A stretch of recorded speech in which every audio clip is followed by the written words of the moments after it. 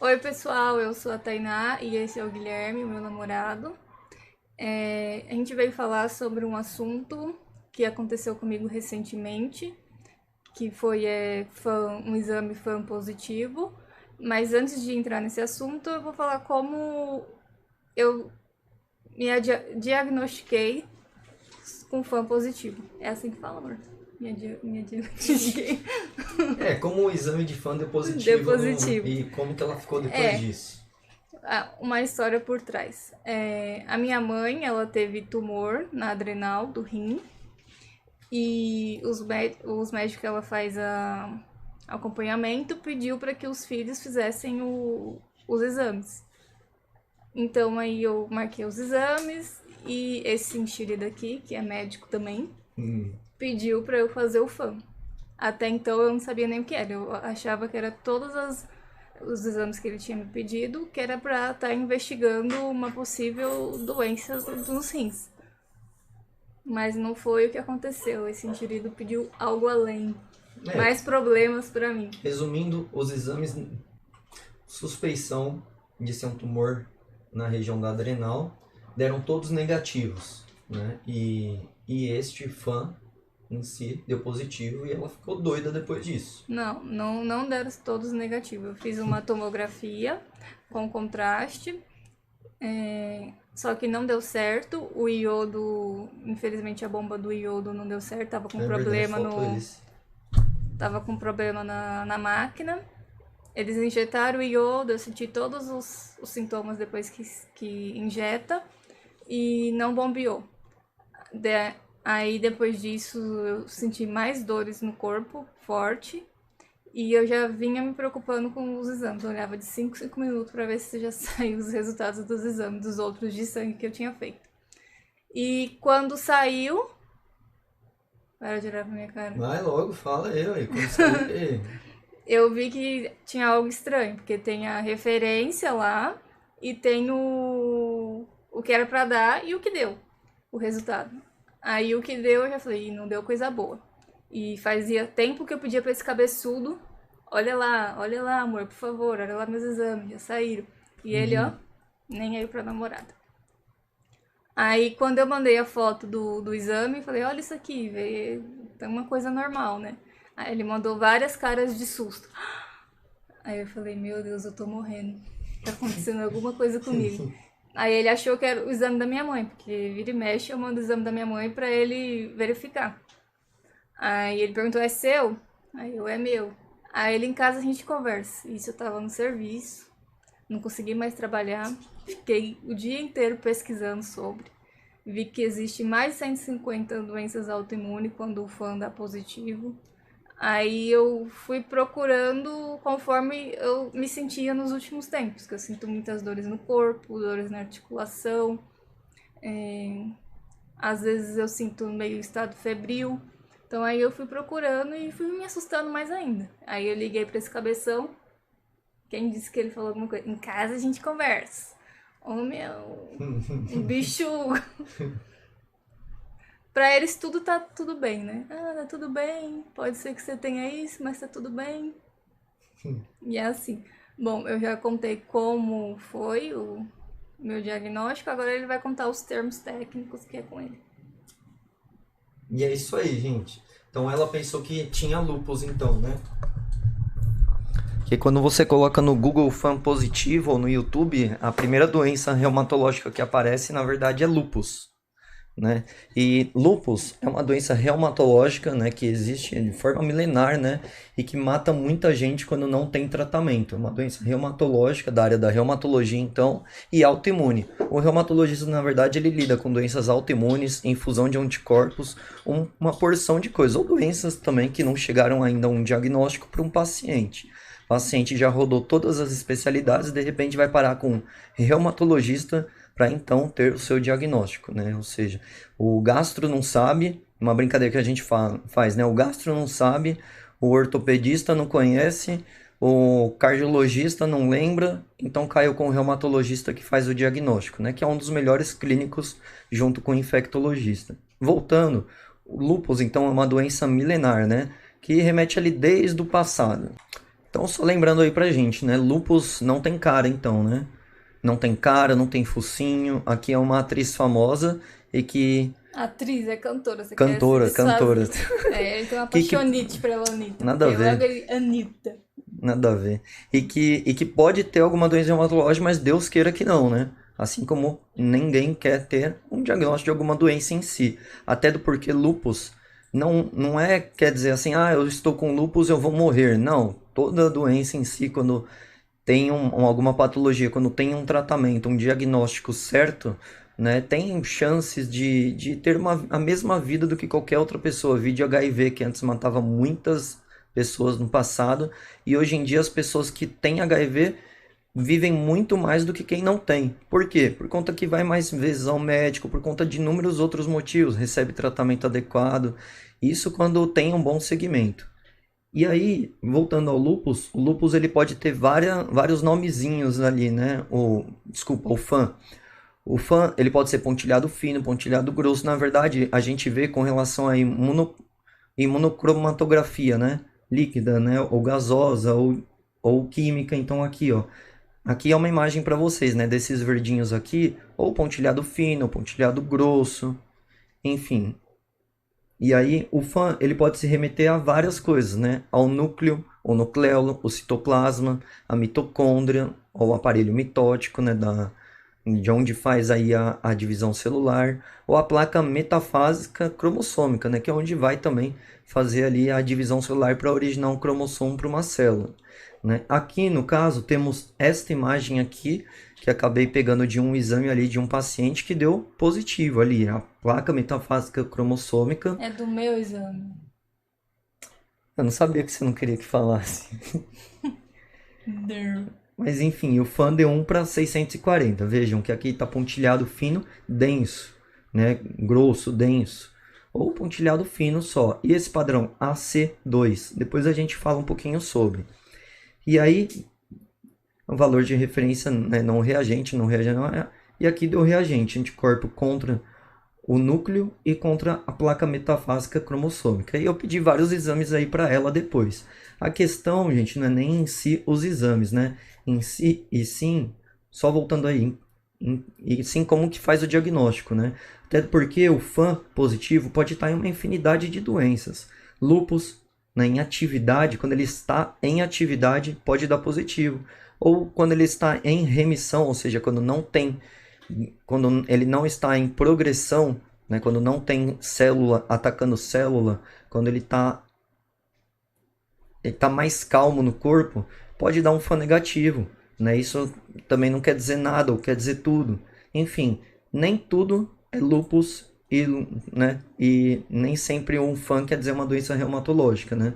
Que nem a gente vê aqui, ó, vírus, né? Ou seja, Epstein-Barr, HIV, hepatite C, parvovírus, doenças bacterianas, né? Que é quando atinge ali, ó, o estrépito ele atinge o coração, endocardite infecciosa aguda, sífilis também pode ser um FAM positivo, né? E tem outras, né? Doença inflamatória intestinal, fibrose intersticial pulmonar, né? Então tem milhares ali de doenças. Aqui tem como que o FAM lá vai se expressar no exame, né? Nuclear homogêneo, ou pontilhado ou nucleolar, né? Então tem várias formas ali de descrever várias doenças que dão FAM positivo e a positividade aqui do FAM. Ou seja, não é porque cirrose biliar primária tem de 50% a 70% de todos os pacientes vão ter FAM positivo, que um paciente que deu negativo não vai ter cirrose biliar primária, né? Nem tu, como na medicina, como no amor, nem sempre e nem nunca, né? Como na medicina, um amor nem sempre nem nunca, ou seja, nem sempre é positivo, negativo, é lúpus ou não é. Aqui peguei de uma referência aí no Brasil ali e em aplicativos e também entre as diagnósticos, mas que eles pegaram do Colégio Americano e Europeu de Reumatologia, que é o diagnóstico de FAM, ou seja, precisa diagnóstico de lúpus, ou seja, precisa de um FAM maior do que 1 para 80, né, O meu tá 1,640. Sendo que como que se faz o FAM, né, a pesquisa dele é pelo método de células REP2, ou equivalente. Aqui a gente vê esse FAM, né, que ele... Bom, aqui não vai dar para ver, mas foi de uma empresa, né, que triou por aquele método, REP2, né, de células ou equivalentes. Né? Tem várias formas, né? Ou seja, o FAN ele pode ser por método quantitativo, que é este daqui, né? 1:640, qualitativo, que é só nuclear pontilhado fino denso, né? Depende ali do gasto ali com relação ao exame, né? FANs mais baratos, né, vão ter às vezes sensibilidade menor, né? Ou seja, vão ter menos triagem diagnóstica do que outros, né? Que nem aquele ali que a gente viu. Fez o teste do FAN e deu várias descrições do que tem naquele FAN, né? Ou seja, fator antinuclear e do que tem nesse fator antinuclear, né? Ali a gente viu nucleolo e placa metafase cromossômica, né? Para diagnóstico de lúpus, então, precisa disso, ser um método confiável, né? REP2 ou equivalentes. E tem que ter algumas dessas premissas aqui importantes também, né? Ou seja, não somar o ponto do critério se houver outra explicação mais plausível para o achado, ou seja, que nem aqueles diagnósticos diferenciais que a gente viu. A ocorrência do achado em apenas uma ocasião já é o suficiente. Os achados não precisam acontecer concomitantemente, ou seja, tá com dor articular e apareceu asa de borboleta, né? Quando fica vermelhinho ali em volta do nariz e a bochecha. Né? Ou seja, não precisa ter ao mesmo tempo os dois, podem ter em tempos diferentes, né? A semana passada teve isso, semana retrasada teve aquilo, né? E apenas o critério de maior peso em um domínio é somado, certo? Então, assim, tem os domínios clínicos, né? De 1 até 10. O critério de maior peso, então, vai no domínio 2, né, a trombocitopenia, ou 4, né? Ou seja, apenas o critério de maior peso em um domínio é somado, né? Tem um 4 mais do neuropsiquiátrico. Tem um caso, uma vez, de uma paciente que ela teve um surto psicótico, né? E ela tinha 19, 21 anos, e o diagnóstico dela de lúpus foi feito com o domínio neuropsiquiátrico, né? Ela teve, então, delírio, né? Psicose, né? E teve um FAN positivo, né? Ou seja, aí, frente a outras coisas e outros achados, acabou se fazendo o diagnóstico. A gente pensa assim, diagnóstico de certeza é com biópsia de rim, né? Mas diagnóstico de suspeição, então, são esses critérios, né? Então a gente vê ali como mais ou menos que começaram a pensar sobre esses critérios, em 1997, o Colégio Americano de Reumatologia, né, ele fez uma revisão sobre o critério de classificação do lúpus eritematoso sistêmico. Tem vários, discoide agudo, enfim. E aí, em 2019, a EULAR, isso junto com a EULAR também, eles atualizaram os critérios junto com a ACR, né, o Colégio Americano de Reumatologia. E a EULAR, em 2019, atualizou os dela, junto com uma revisão aí que surgiu em 2022 sobre. Ou seja, a gente vai usar isto de base para esses critérios aqui que a gente está vendo, né? E vira e mexe também, temos no Brasil, aqui não dá para ver muito bem a parte de cima, mas depois vocês procurem, né, o consenso de FAN brasileiro, eles lançam de tempos em tempos um consenso sobre o FAN, ou seja, eles discutem sobre o FAN e sobre o para que ele serve na reumatologia, né, ou para que ele serve na medicina. E aqui tem exatamente, né, Consenso Brasileiro de Autoanticorpos, e aí daqui eles pegaram o Consenso Brasileiro de FAN, né. Aqui, ó, células REP2 e sobre o FAN, né. Ó, sexto Consenso Brasileiro, né, o Guideline para detecção das células REP2. Ou seja, do FAN lá que a gente tá vendo, ó, terceiro, quarto, quinto, esse é o sexto. Entendeu?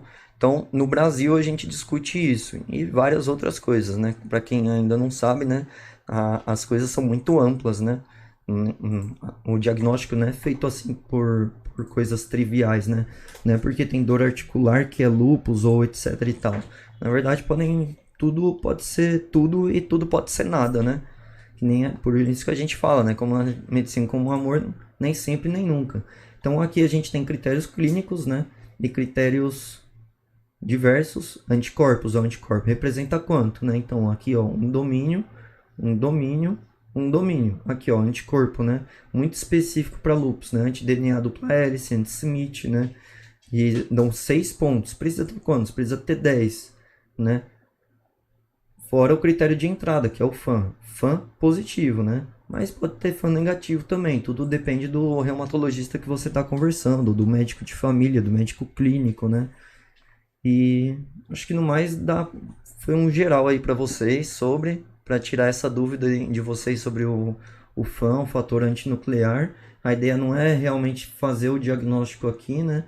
E sim explicar mais ou menos e desmistificar, apesar de já ter muito conteúdo aí na internet, mas mostrar a nossa visão sobre o assunto também, né, amor? Sim, é alertar as pessoas, né? Sobre esse exame, porque muitas pessoas não conhecem. Até médicos mesmo, porque recentemente eu passei no médico e falei que meu exame FAM deu positivo e ele ficou com, tipo, pontos de interrogação até me responder. Até perguntou o que eu sentia depois que eu falei do FAM e parecia que ele não tinha entendido meio o que era o FAM. E A questão é qual? Tem que fazer diagnóstico. Se você está com dores difusas, articulares, né? Ou está com sangramento excessivo na menstruação, ou sangramento em mucosa, em dentes, quando escova, né? Podem ser mil coisas. Mas às vezes pode ser uma doença reumatológica. Se não fizer diagnóstico, daqui uns bons anos, 20, 30 anos, podem ter consequências graves e diminuir a expectativa de vida de você. Ou seja, por isso que é importante procurar um médico, né, procurar um auxílio em saúde para tirar as suas dúvidas. Até do porquê, se a gente for ver, comparando adulto e criança, lúpus em criança é muito mais grave do que no adulto, né? Diminui muito a expectativa de vida, aumenta muito o número de hospitalizações, né? Diferente no adulto. Só que no adulto, pensa, um profissional que trabalha, tem anos, né, para trabalhar ainda não vai aposentar e de repente ele está produzindo pouco no trabalho por conta de uma doença reumatológica. Então é importante ter o diagnóstico, saber o que você tem, né? Nem todas as doenças ainda a gente descobriu no mundo, mas boa parte delas, pelo menos uns 2% de todas as doenças do mundo a gente já descobriu. E é mais ou também menos isso. importante é não se auto-sabotar, né? Você tá sentindo uma dor, deixar para amanhã, dar prioridade para outras coisas. Acho que você tem que se priorizar, porque eu sempre priorizei outras coisas. Eu sempre estava como terceira ou quarta opção e nunca dei importância para tudo que eu sentia em questão de saúde. Tava ruim, eu ia trabalhar mesmo com dor. E esse resultado, por um lado, foi ruim, mas por outro lado foi bom, porque eu tô olhando a vida mais de outro jeito e mais leve. Não tô levando tudo a ferro e fogo. O Guilherme pode falar isso, porque eu sou bem Enérgica, né? enérgica, não, né? Eu sou uma velha de 80 anos, que tudo eu sou bem regrada, sou bem. E nos últimos tempos eu falei, não, vou viver mais leve, vou ver o que me espera, né? Não sei o que vai, quais resultados dos exames vai ser. Então eu vou viver a vida mais leve, vou ver, o sol acordei hoje, tá sol. Olha, eu vou contemplar esse dia bonito. Tá chovendo, tudo bem, tá chovendo, não vou deixar de fazer minhas coisas. Então eu tô olhando a vida mais leve e agradecendo mais pelas pessoas que cuidam de mim, igual esse cabeçudo aqui. E é isso, gente. É isso. Vão ao médico todo ano, hein? Isso. E Cuidem da tenha saúde de vocês. autocuidado, se cuidem. Não priorize outras coisas. É isso aí. Deixe sua inscrição e like aí, gente. E tentem divulgar para mais pessoas se vocês acharem importante. E depois do resultado dos meus exames eu volto a falar. É isso. Não esquece, hein? Pum, pausa aí. Ui.